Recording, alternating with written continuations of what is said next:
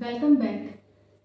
आपने डे 1 में देखा कि होम मेकर्स के पास कितनी सारी स्किल्स होती हैं और उन्हें बिजनेस में किस तरह से कन्वर्ट किया जाता है। तो अब डे 2 में हम बात करेंगे अपने बिजनेस को किस तरह से ढूंढना कि कौन सा बिजनेस हमारे लिए परफेक्ट है और उसे वैलिडेट करना कि किस तरह से ये परफेक्ट होगा या होगा भी या नहीं होगा। हमारे पास सिर्फ आइडिया होना ये काफ़ी नहीं होता, हमको ये भी देखना पड़ेगा कि ये मार्केट में चल पाएगा या नहीं, तभी हमारा बिजनेस प्रॉफिटेबल होगा। तो इसी प्रोसेस को बोलेंगे हम वैलिडेशन। तो हम जो भी बिजनेस चूज़ करेंगे पहले हम उसका वैलिडेशन करेंगे, हम पता करेंगे ये मार्केट में चल रहा है या नहीं चलेगा। तो आज के वीडियो के बाद आपके पास एटलीस्ट एक टॉपिक ऐसा होगा, ऐसा आइडिया होगा जो डिमांड में भी होगा, प्रैक्टिकली भी पॉसिबल होगा और आपको प्रॉफिटेबल भी होगा। तो अब बिजनेस आइडियाज़ और उनके वैलिडेशन की सबसे पहली स्टेप है आपकी जो भी स्किल्स हैं, जिसमें भी आप एक्सपर्ट हैं या आपको जो चीज़ें पसंद है, जो भी करना आपको पसंद है, आप उनकी जो भी आइडियाज़ हैं उनको आप एक पेपर पे लिख लें। ये मैंने डे 1 में बताया था कि किस तरह से आपको ये लिस्ट आउट करना है। आपकी जितने भी इंटरेस्ट है उसमें से मैंने कहा था कि कोई भी 3 इंटरेस्ट आप अपने पेपर पे लिख लें। और मैं एक बहुत शॉर्ट में बता देती हूँ, जिन्होंने पिछला जो वीडियो था वो नहीं देखा उनके लिए। इसमें कुछ कैटेगरीज होती हैं बिजनेस की, जैसे फूड बिजनेस है, आप फूड कैटेगरी में कुछ अपना इंटरेस्ट लिख सकते हैं, या क्राफ्ट में कुछ DIY आपको पसंद है, कुछ क्रिएटिव वर्क करना पसंद है, आप वो लिख सकते हैं। या कुछ आप सर्विस कैटेगरी से रिलेटेड कर सकते हैं, जैसे ट्यूशन्स देना, पार्लर कोर्स आपने किया है तो पार्लर की फैसिलिटीज़ देना, स्टिचिंग, ये सब सर्विसेज आप प्रोवाइड कर सकते हैं। और या फिर आप डिजिटल या ऑनलाइन कुछ सर्विस दे सकते हैं। डिजिटल में आप जैसे फ्रीलांसिंग कर सकते हैं, कंटेंट राइटिंग हुआ, किसी इन्फ्लुएंसर से आप कांटेक्ट करके उनके लिए कुछ पोस्ट या शॉर्ट वीडियोस वगैरह आप ये बना सकते हैं। तो इस तरह से सारी बिजनेस कैटेगरीज हैं और इनमें से आप कोई भी 3 एक्टिविटी आपकी जो भी आपकी फेवरेट है तो वो स्किल्स आप नोट कर लें।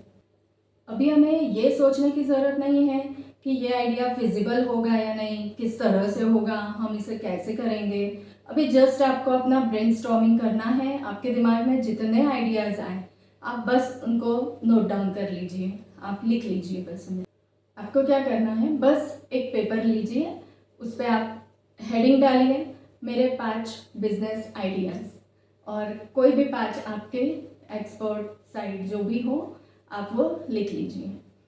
आप नहीं एक्सपर्ट हो उसमें तो भी आप लिखिए, आपके इंटरेस्ट के हैं अगर, कि आपको लगता हो मुझे ये पेंटिंग बहुत पसंद है, पेंटिंग करना, और आप वो लिख सकते हैं। या आपको कुकिंग करना बहुत पसंद है तो आप डायरेक्टली लिख दीजिए कुकिंग। आपको किस लेवल पे आता है वो मैटर अभी नहीं करता है, आप उसकी स्किल्स डेवलप कर सकते हैं, चाहे वो कोई छोटी चीज़ हो कोई बड़ी चीज़ हो। बिजनेस में आपको ये नहीं देखना है कि वो छोटा है या बड़ा है, अगर छोटा है तो आपको उसे बड़ा बनाना है। बस अब ये लिखने के बाद हम इनकी मार्केट डिमांड चेक करेंगे। अब ये मार्केट डिमांड क्यों चेक करना है, आपके पास कोई भी आइडिया हो, कितना भी अच्छा हो, लेकिन अगर मार्केट में उसकी डिमांड नहीं होगी, पब्लिक ये नहीं चाहती है, ये प्रोडक्ट कोई यूज़ करना ही नहीं चाहता है या आपकी कोई सर्विस ये लेना ही नहीं चाहता है, इसका मतलब मार्केट डिमांड नहीं है। तो अगर मार्केट डिमांड ही नहीं होगी तो आपका वो बिज़नेस नहीं चल पाएगा और ये जो आपका आइडिया है ये सिर्फ हॉबी बन के रह जाएगा। तो ये जो मार्केट डिमांड है, अब बात आती है इसको कैसे चेक करना कि इस प्रोडक्ट की डिमांड है या नहीं मार्केट में। तो उसके कुछ सिंपल से ट्रिक्स हैं जो मैं आपको अभी बता रही हूँ। सबसे पहला, आप अपने आसपास या आपके फ्रेंड्स या आपकी फैमिली में किसी से आप इस तरह से पूछ के देखिए कि अगर मैं आपको ये प्रोडक्ट या सर्विस दूँ तो आप इसे लेना पसंद करेंगे क्या, आप इसे लेंगे क्या। फिर दूसरा तरीका है, आप सोशल मीडिया प्लेटफॉर्म पे एक बार चेक करें कि आप जो प्रोडक्ट सोच रहे हैं, जो आइडिया है आपका, वैसा कोई और भी कर रहा है या किसी ने अपनी उससे रिलेटेड पोस्ट डाली है, उस पर किस तरह से लोगों का रिस्पॉन्स आ रहा है, क्या कोई उस प्रोडक्ट को ले रहे हैं, कोई क्वेरीज पूछ रहे हैं अपनी, तो उस तरह से भी आप एक मार्केट डिमांड चेक कर सकते हैं। फिर तीसरा तरीका है, आप गूगल या यूट्यूब पे सर्च कर सकते हैं कि जो आपका बिजनेस आइडिया है उसको कितने लोग सर्च कर रहे हैं, और सर्च कर रहे हैं या उस पर किसी ने कुछ ब्लॉग्स या वीडियोस बना रखी है ऑलरेडी। अगर उस पर कुछ आपको ब्लॉग्स वीडियोस मिलती है अराउंड 700, 800, 1000 तक भी मिलती है, इसका मतलब वो प्रोडक्ट अच्छी डिमांड में है। फिर एक और तरीका है, आप कंपटीशन चेक करेंगे कि आपने जो प्रोडक्ट चूज़ किया है अपने लिए, वो प्रोडक्ट ऑलरेडी कोई कर रहा है, उससे रिलेटेड कुछ वर्क कर रहा है, कोई सेलिंग कर रहा है, या कोई उसका सिर्फ मार्केटिंग कर रहा है, कोई मैन्युफैक्चरिंग कर रहा है उसकी। और अगर कर रहे हैं तो ये बहुत अच्छी बात है। आप इससे टेंशन में ना आए कि ये तो ऑलरेडी चल रहा है काम, अब हमारा कैसे चलेगा, इनकी तो अच्छी सेलिंग हो रही है, इनका नाम हो चुका है, ये काफ़ी टाइम से कर रहे हैं, हमारा कैसे चलेगा, हम तो अभी नए आए हैं। लेकिन ऐसा नहीं है। आप कोई भी प्रोडक्ट है, सिमिलर प्रोडक्ट है, लेकिन उसमें आप आपका खुद का कुछ यूनिक टच दीजिए, कुछ एक उसमें यूनिक एलिमेंट ऐड कीजिए, तो डेफिनेटली वो आपका भी प्रोडक्ट चलेगा। फिर नेक्स्ट बात आती है, आपको अपनी टारगेट ऑडियंस समझना होगी। Target audience in the sense, आपका प्रोडक्ट जो है उसको कौन ऐसे कस्टमर्स होंगे जो आपसे ले सकते हैं वो प्रोडक्ट, या आप कोई सर्विस दे रहे हैं तो आपके कौन किस तरह के क्लाइंट्स हो सकते हैं, तो आपको पहले वो भी समझना होगा। तो ये जो टारगेट ऑडियंस होती है, ये हर तरह के बिजनेस के लिए, हर कैटेगरी के लिए डिफरेंट होगी। जैसे एग्जांपल के लिए हम देख सकते हैं कि सपोज आपने पिकल्स का बिजनेस स्टार्ट किया है, आप अचार बना रहे हैं अलग अलग तरह के, तो अचार के लिए कौन ऑडियंस हो सकती है आपकी? एक तो वर्किंग वुमेंस, फिर जो सीनियर सिटीजन्स हैं, मतलब जो घर में नहीं बना पा रहे हैं अचार, इसी तरह के लोग आपका अचार खरीदने के लिए इंटरेस्टेड रहेंगे। या जैसे ट्यूशन क्लासेस में भी आप जिस भी क्लास की या किसी पर्टिकुलर सब्जेक्ट की ट्यूशन ले रहे हैं, या सपोज आप इंजीनियरिंग की ट्यूशन ले रहे हैं, कॉमर्स की ट्यूशन ले रहे हैं, तो उसी रिलेटेड आपके पास स्टूडेंट्स रहेंगे। आप क्लास फर्स्ट से लेके 10th तक की ट्यूशन ले रहे हैं, तो उसी कैटेगरी के जो स्टूडेंट्स रहेंगे या उनके पेरेंट्स रहेंगे वो आपसे कांटेक्ट करेंगे। या जैसे फ्रीलांसिंग है, सपोज आप फ्रीलांसिंग कर रहे हैं, आप किसी के लिए कंटेंट राइटिंग कर रहे हैं, तो जो ब्लॉगर्स हैं वो आपसे कांटेक्ट करेंगे। या किसी को कुछ पोस्ट बना रहे हैं आप, तो इन्फ्लुएंसर्स, सोशल मीडिया इन्फ्लुएंसर्स, या कोई दूसरे बिजनेस वाले भी जो रहेंगे जिनका बिजनेस चल रहा है, वो लोग भी रेगुलर पोस्ट बनाते हैं, मंथली जो भी फेस्टिव सीजन आते हैं उसके लिए पोस्ट बनाते हैं, तो इस तरह से वो आपसे वर्क करवाएंगे। आपको यह समझना होगा कि आपका जो प्रोडक्ट है वो किस प्रॉब्लम का सॉल्यूशन है। अगर आपका आइडिया किसी की भी प्रॉब्लम को सॉल्व कर रहा है, इसका मतलब आपका प्रोडक्ट डेफिनेटली बहुत अच्छा चलने वाला है। तो इस तरह से हम अपने प्रोडक्ट की डिमांड समझेंगे, जो कि हर अलग अलग तरह के प्रोडक्ट की अलग अलग डिमांड रहेगी। अब बात आती है, कई होम मेकर्स या बिजनेस पर्सन्स ऐसे होते हैं जिनका बिजनेस आइडिया तो उन्होंने बहुत बढ़िया सिलेक्ट किया है, जो पर्टिकुलर मार्केट में बिल्कुल बढ़िया चल रहा है और लोगों का भी चल रहा है, लेकिन वो उसको प्रॉपर स्टेबल नहीं कर पाते हैं। उसके पीछे उनके कुछ गलतियां होती हैं, तो अब हम पहले वो गलतियां हाईलाइट करते हैं कि क्या गलती हो सकती है। और आप अगर इस तरह का बिजनेस स्टार्ट कर रहे हैं तो आपको ये गलतियां पहले से पता होनी चाहिए ताकि आप नहीं कर पाएंगे। होता क्या है, कई बार हम ये सोचते हैं कि हमारा पसंदीदा काम है तो हम डेफिनेटली इंटरेस्ट से बहुत अच्छे से कर लेंगे, और हम मार्केट डिमांड या उसकी कुछ अवेलेबिलिटी है या नहीं, उसका रॉ मटेरियल अवेलेबल है या नहीं, या ये मार्केट में कितना चलेगा, ये सब चीज़ें हम इग्नोर कर देते हैं और बस ये सोच लेते हैं ये मेरी पसंद का काम है तो डेफिनेटली मैं बहुत अच्छे से कर लूँगी। बट आप बहुत अच्छे से कर लोगे, लेकिन आप उसे सेल कर पाएंगे, इस लेवल तक कैसे पहुंचाओगे, तो ये चीज़ें देखना रह जाती है। जैसे एग्जांपल के लिए मैं सोचूंगी मुझे पेंटिंग बहुत पसंद है और मैं पेंटिंग्स बनाना स्टार्ट कर दूंगी, लेकिन मैं जिस एरिया में रह रही हूँ स्टार्टिंग तो मैं वहीं से सेल करना स्टार्ट करूँगी या मेरी फैमिली फ्रेंड्स जो हैं, और वहाँ उसकी वो डिमांड ही नहीं है। उन्हें नहीं पसंद कि घर में पेंटिंग्स लगाए, इस तरह से पेंटिंग्स बाय करके और घर में लगाए, ये नहीं पसंद है। तो डेफिनेटली मेरा वो पेंटिंग का काम तो साइड में ही रह जाएगा और वो बस एक हॉबी बन जाएगा, ढेर सारी पेंटिंग्स मेरे घर में ही हो जाएगी बना के। फिर दूसरी गलती ये करते हैं, सिर्फ एक आइडिया में ही फंस के रह जाते हैं। अभी मैंने इसलिए कहा था कि आप 3 4 5 कुछ आइडियाज़ नोट करें। सिर्फ एक आइडिया आप डिसाइड करके और उस पर वर्क करना स्टार्ट कर देंगे, माइट भी वो आइडिया आपका आगे जाके नहीं चल पाए। तो हमें इतनी फ्लेक्सिबिलिटी रखनी है कि अगर एक आइडिया आपका फ्लॉप हो गया तो आप दूसरा भी कुछ ट्राई कर सकें।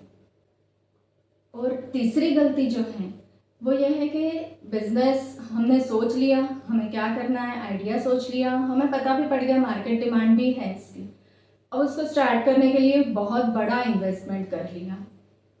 और जितना बड़ा हम इन्वेस्टमेंट कर लेंगे उतना हमें टेंशन आ जाएगा कि अभी से जल्दी जल्दी सेल करना है। ठीक है, तो ऑलवेज स्टार्ट स्मॉल और फिर उसको धीरे धीरे ग्रो होने दो। स्टार्टिंग में ही सारा पैसा नहीं लगाना। जैसे मैं कुछ सक्सेसफुल स्टार्टअप्स के एग्जांपल्स बताती हूँ आपको। एक स्वाति जी हैं, उन्हें केक्स बनाना बहुत पसंद था। उन्होंने एक सपना बना लिया था कि मुझे एक बड़ी सी बेकरी स्टार्ट करनी है, बेकरी बिजनेस ओवरऑल उनको करना था। अब उन्होंने स्टार्टिंग से ही कोई जगह बना लेके और बड़ी सी बेकरी का सेटअप ना बना के, उन्होंने पहले क्या किया, उनकी कॉलोनी में कुछ फंक्शंस हुए, फैमिली में कुछ फंक्शंस हुए, तो वो वहाँ खुद से केक लेके जाती थी। एज अ गिफ्ट वो केक ही देती थी जनरली। तो केक उन्होंने दे के उनसे फीडबैक लिया कि आपको मेरा केक कैसा लगा, खाने में कैसा है। तो उनको फीडबैक बहुत अच्छा मिला और वहाँ पार्टी में जितने लोग आते थे वो लोगों से भी उन्होंने फीडबैक लिया कि कैसा लगा। फिर उन्होंने उनको बताया कि मैं इस तरह से केक बनाती हूँ, तो आपको कभी ऑर्डर देना हो तो आप दे सकते हो। और इस तरह से धीरे धीरे उनकी पब्लिसिटी हुई। उसके बाद उन्होंने रॉ मटेरियल बहुत सारा बल्क में लेना शुरू किया, क्योंकि उनके पास ऑर्डर्स आना स्टार्ट हुए, लोगों को वो केक पसंद आया और उनको वो समझ में आया कि अब ये बिज़नेस चल जाएगा। तो उन्होंने रॉ मटेरियल एक साथ काफ़ी सारा लिया। उसके बाद उन्होंने फेसबुक पे पेज बनाया, कुछ थोड़ा सा उन्होंने मार्केटिंग करने में इन्वेस्ट किया। इस तरह से उन्होंने वो उनका जो बिज़नेस है वो आगे ग्रो किया। इसी तरह से एक रानी जी हैं मेरी पहचान में, उन्हें मेहंदी लगाना बहुत पसंद था। उन्होंने क्या किया, कुछ फेस्टिव सीज़न आया था, कुछ शायद शादियों का ही सीज़न था। उस टाइम उन्होंने एक दो लोगों को ऐसे ही फ्री में ही, उनसे कोई चार्जेस नहीं लिए, और उन्होंने मेहंदी लगा के दी। उन्होंने कहा मुझे बड़ा शौक है, मैं आपको लगा दूँगी, इस तरह से। तो उनको बड़ी अच्छी लगी मेहंदी। फिर उन्होंने 2-3 और लोगों के पास ट्राई किया, कुछ फैमिली मेम्बर्स के पास भी ट्राई किया कि मुझसे मेहंदी लगवा ले। फिर सभी को उनकी मेहंदी बहुत पसंद आती थी और बहुत सुंदर भी लगाती थी, वो एकदम एक्सपर्ट थी। मैं भी उनसे लगवा चुकी हूँ, बहुत अच्छी मेहंदी लगाती थी वो। तो उनको इतना अच्छा रिस्पॉन्स आया, तब जाके उनको एक कॉन्फिडेंस भी आ गया कि मैं इसमें अपना करियर बना सकती हूँ। उसके बाद उन्होंने फिर ऑर्डर्स लेना शुरू किए और फिर वो सबसे पेमेंट भी लेती थी। स्टार्टिंग उन्होंने बहुत नॉमिनल चार्जेस से स्टार्ट किया था, बहुत कम लेती थी। उसके बाद फिर उन्होंने अपना कैटलॉग बनाया, बहुत ही सुंदर कैटलॉग बनाया। उन्होंने ये सारे जो फ्री में बनाए थे सबके मेहंदी, उसके वो फोटोग्राफ्स ले लेती थी, वीडियो बना लेती थी शॉर्ट। तो वो सारा उनके पास कलेक्शन था। तो उनके थ्रू उन्होंने खुद का एक कैटलॉग तैयार किया और इस तरह से अपना बिजनेस फिर ग्रो किया। इसी तरह एक और मैडम हैं, उनको छोटे छोटे बच्चों को पढ़ाना बहुत पसंद था। तो उन्होंने क्या किया, आसपास के जो बच्चे छोटे छोटे थे उनको ऐसे ही वो घर पे कभी जाती थी उनके, तो उनको कुछ भी पढ़ा देती थी, इधर उधर की चीज़ें बताया करती थी, नया नया नॉलेज देती थी, छोटा मोटा कुछ। और उनके पेरेंट्स ने देखा तो उनको भी बड़ा अच्छा लगा। तो उन्होंने क्या किया, वो मैडम को बोला कि आप इनकी ट्यूशन क्यों नहीं ले लेते, हमें तो टाइम नहीं मिलता पढ़ाने का, और यहाँ से ट्यूशन काफ़ी दूर भी है, इसलिए वो लोग भेजते भी नहीं थे। तो इन्होंने बोला मैडम ने कि ठीक है आप मेरे पास भेज देना, और इन्होंने वो 2 बच्चों से ट्यूशन पढ़ाना स्टार्ट की। फिर धीरे धीरे उनकी अच्छी रेपुटेशन होने लगी कि मैडम बहुत अच्छा पढ़ाती हैं। इस तरह से फिर उनकी कॉलोनी के और भी बच्चे आने लगे, और अब धीरे धीरे आज के टाइम में उन्होंने उसको लगभग साल भर हो गया था उनको ये इस तरह से पढ़ाते हुए, और साल 1.5 साल में उन्होंने इसको ऑनलाइन पे ले गए वो अपनी ट्यूशन। और अब वो ऑनलाइन ट्यूशन सिर्फ खुद की कॉलोनी या खुद की सिटी तक ही नहीं सीमित रखी, वो दूसरी सिटी के भी बच्चों को ट्यूशन्स देती हैं ऑनलाइन। तो इसी तरह से काफ़ी एग्जांपल्स हैं, आपने भी देखे होंगे कुछ जो धीरे धीरे करके और बहुत अच्छी तरह से ग्रो हो गए हैं। इस वीडियो से और जो इसका पहले वाला वीडियो हुआ डे 1 का, आप इनसे अब आपको ये क्लियर हो गया होगा डे 1 में आपने जो 4 से 5 आइडियाज़, जितने भी आइडियाज़ आपने लिस्ट करके रखे हैं, आपने लिख के रखे हैं, उन आइडियाज़ को किस तरह से हम ये समझें कि इसमें से कौन सा बेस्ट बिजनेस में कन्वर्ट हो सकता है। बिजनेस में तो काफ़ी आइडियाज़ कन्वर्ट हो सकते हैं, लेकिन उसमें से आपके लिए बेस्ट या आपके एरिया के अकॉर्डिंग, आपको ज़्यादा बाहर नहीं करना है, अपने ही एरिया में करना है, तो उस अकॉर्डिंग, एरिया के अकॉर्डिंग आप यह पता कर सकते हैं कि कौन सा बिजनेस आपका बेस्ट चलेगा। अब आपको क्या करना है, हमने जो भी आइडियाज़ लिखे हैं आप उनकी डिमांड चेक कर लो, अपने फ्रेंड्स से पूछ लो, फैमिली मेम्बर्स से पूछ लो, या आप कुछ गूगल पे, यूट्यूब पे सर्च कर लो, सोशल मीडिया पे देखें आपके कॉम्पिटिटर्स कौन हैं, किस तरह का वर्क हो रहा है, ये सारा सर्च करके आप उसकी डिमांड समझ लीजिए, कितनी मार्केट में डिमांड है। और फिर उसमें से जिस भी आइडिया की सबसे ज़्यादा डिमांड आपको समझ में आ रही है, आप उस एक आइडिया को फाइनल कर लें जिसकी सबसे ज़्यादा डिमांड भी हो और आपको वो पसंद भी हो करना। और फिर अब नेक्स्ट जो वीडियो रहेगा डे 3 का वीडियो, उसमें हम देखेंगे कि जो भी एक बिज़नेस आइडिया हमने फाइनल किया है उसको प्रैक्टिकली हम अपने घर से कैसे सेटअप करेंगे, उसके लिए किस तरह की स्पेस लगेगी, क्या क्या टूल्स लगेंगे, क्या रिक्वायरमेंट होगी, और उसके लिए कुछ लीगल डॉक्यूमेंट्स, लीगल रिक्वायरमेंट्स क्या क्या रहती हैं, ये सारी चीज़ें हम उसमें समझेंगे।